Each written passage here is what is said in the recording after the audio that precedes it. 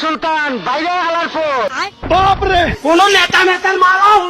Guys এই ইঁদুরটি ধনী ব্যক্তিদের মধ্যে একজন। তো সরকারকে খাজনা দেওয়ার ভয় এমালে পুরো বাড়ির লুকটাই চেঞ্জ করে ফেলে। আসসালামু আলাইকুম বড় ভাই, তুমি তো শেষ।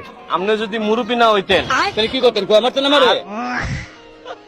বিমল স্যার তোর ইনকাম কত? ইনকাম নাই না। এরপরে ইঁদুরটি বসে চেয়ারে হিসাব করার জন্য। আমারে চিনচ? ভালো হয়ে যাও মাসুদ। এর ভিতরে ইঁদুরের ঘরে সবকিছু উল্টাপাল্টা কাজ করতে থাকে। এইদিকে অফিসার ভাবতে থাকে তার বাংলা মদের কারণে এসব ভুলভাল জিনিস দেখছে, তাই মদের বোতলটিকে ফেলে দেয় এবং সত্যিটা দেখার জন্য আবার ইঁদুরের বাড়িতে চলে যায়। আসসালামু আলাইকুম মোটা খাসি।